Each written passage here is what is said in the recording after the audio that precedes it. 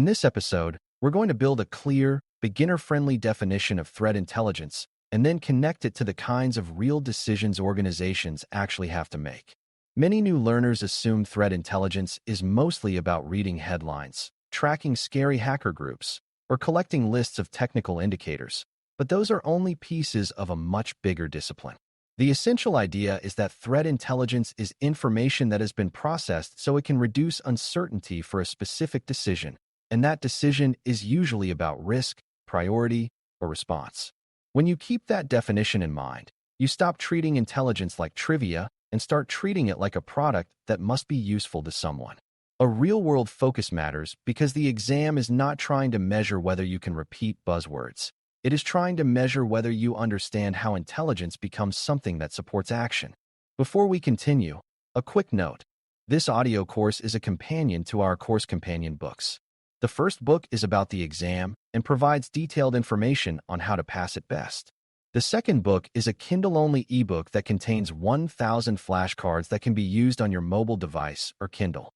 Check them both out at Cyber.News in the Bare Metal Study Guide series. The most important starting point is the difference between raw data, information, and intelligence, because beginners often mix these together.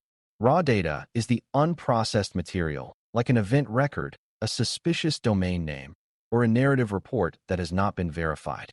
Information is data that has been organized so it is easier to interpret, like grouping events by time or labeling a domain as newly registered. Intelligence is information that has been evaluated and analyzed in a way that makes it relevant to a specific question and a specific decision, often with a statement of confidence about how strong the evidence is. This progression matters because intelligence requires interpretation and judgment, not just collection. If you skip the evaluation and the relevance step, you might have a pile of facts, but you do not have something a stakeholder can trust. In the real world, that distinction is the line between noise and value.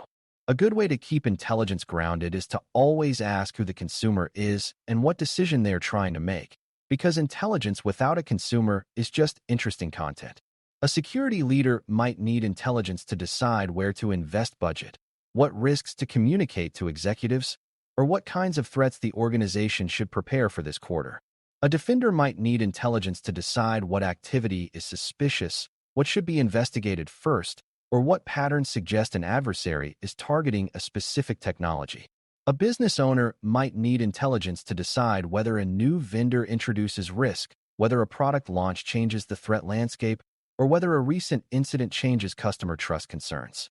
These consumers do not need the same level of technical detail, and they do not ask the same questions. Threat intelligence is essential when it respects those differences and delivers the right kind of clarity to the right person. Another essential idea is that threat intelligence is about adversaries and intent, not just about vulnerabilities in systems. Vulnerabilities matter and exploits matter, but intelligence tries to connect technical observations to a story about who is acting, why they are acting, and what constraints shape their behavior. That story does not need to be dramatic, but it does need to be coherent and evidence-based. For example, seeing repeated scanning might mean nothing, but seeing scanning that aligns to a known exploit window, followed by targeted login attempts against a particular application, may suggest a specific campaign. Intelligence helps you move from isolated events to patterns, and from patterns to decisions about what to prioritize. That is why a real-world focus matters, because defenders do not have infinite time, and intelligence is one way to spend limited time wisely. If your intelligence does not change priorities, it is probably not essential intelligence.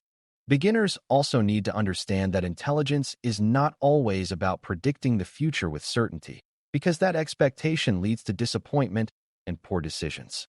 Intelligence reduces uncertainty, but it rarely removes it entirely, because adversaries adapt and evidence is often incomplete. A mature intelligence product acknowledges what is known, what is unknown, and what assumptions are being made so the consumer can decide how much to trust it. Confidence is not a feeling. It is an evidence-based judgment about how strongly the available information supports the assessment. When you communicate intelligence responsibly, you make it easier for others to act without overreacting. This is a real-world skill because organizations get harmed not only by attacks, but also by poor reactions to incomplete information.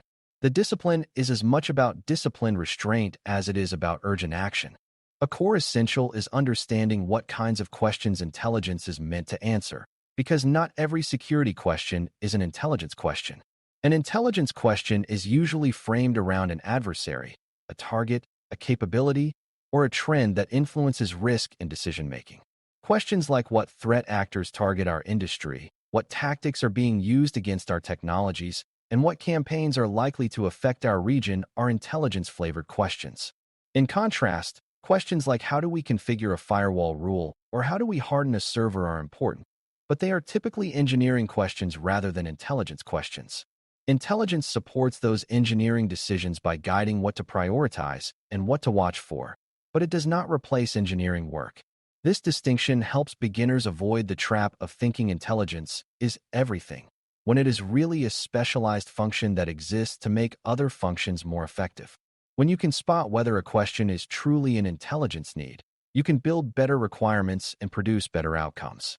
Another essential is that threat intelligence can be produced from both external and internal sources, and the best programs use both.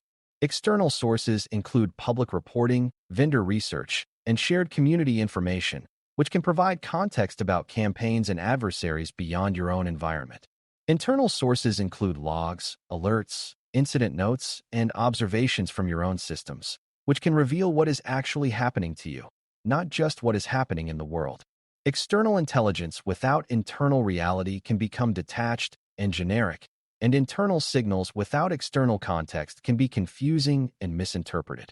The real-world value appears when you fuse them, like using external reporting to know what to look for, and using internal telemetry to validate whether it is present. This fusion is where intelligence becomes durable, because it stays grounded in the organization's actual exposure.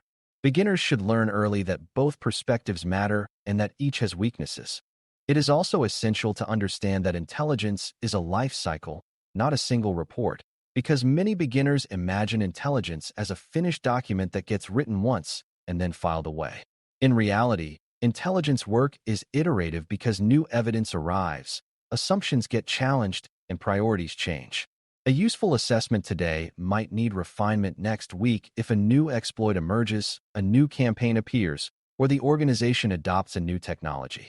That does not mean the earlier intelligence was useless. It means intelligence is meant to evolve with the environment. Real-world intelligence programs treat outputs as living products that can be updated, corrected, and improved, rather than as permanent declarations. This mindset also reduces fear of being wrong, because the goal is not perfection on the first draft, but responsible improvement as better evidence appears. When you embrace this, intelligence becomes a steady practice instead of a dramatic event. A practical essential for beginners is learning how intelligence translates into action without being overly technical. Action can mean prioritizing patching for a specific exposed system, tuning monitoring for a pattern that matters, or briefing leaders about a credible risk so they can approve resources. Action can also mean deciding not to act, which is sometimes the right decision when evidence is weak or the risk is low.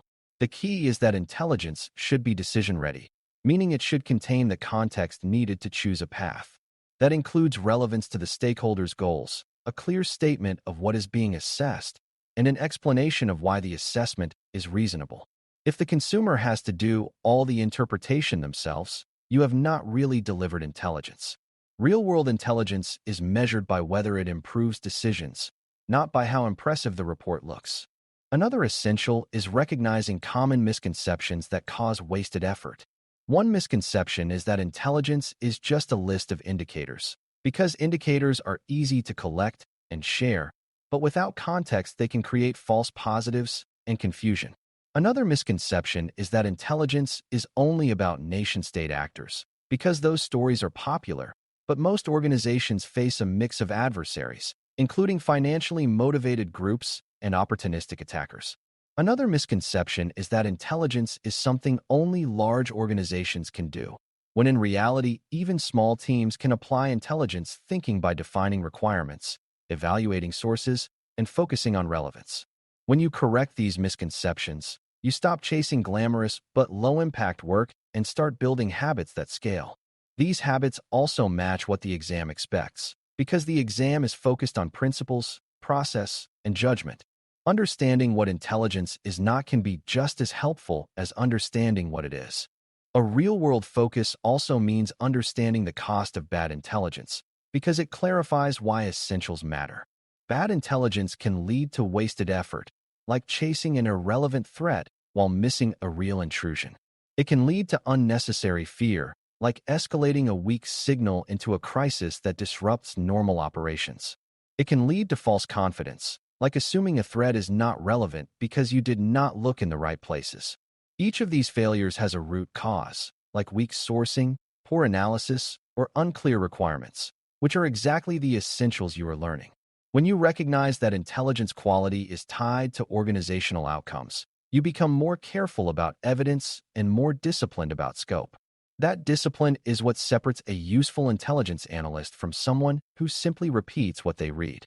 As you build your foundation, it helps to think of threat intelligence as a bridge between technical reality and business decision-making. On one side of the bridge, you have messy inputs like logs, reports, and alerts, and on the other side, you have choices that leaders and defenders must make under uncertainty. The bridge is built from requirements, collection, evaluation, analysis, and communication, and each part matters because a weak link can collapse the result. When the bridge is strong, the organization can prioritize resources, tune defenses, and respond with confidence instead of guesswork. When the bridge is weak, the organization might still do security work, but it will be less focused and less effective. Threat intelligence essentials are essentially the engineering principles of that bridge, and they are learnable even for beginners. Once you learn them, you can apply them in any environment regardless of specific tools. To close, the essentials of threat intelligence are not about memorizing threat group names or collecting endless indicators, but about producing decision-relevant understanding from imperfect information. When you can distinguish data from intelligence, align work to a consumer's decision, evaluate sources, communicate confidence, and connect internal signals to external context, you are practicing the core of the discipline. A real-world focus keeps you honest, because it forces you to ask whether your work would actually change what someone does next. That question is the ultimate filter for relevance, and relevance is the heart of intelligence. As you move forward, keep returning to that simple definition of intelligence as processed information that reduces uncertainty for a decision, because it will anchor every other concept we build. If you hold on to that anchor, the rest of the GCTI content becomes easier to organize, easier to remember, and much easier to apply under exam pressure. Thanks for listening. For more audio courses, daily newsletters, and more, please visit baremetalcyber.com.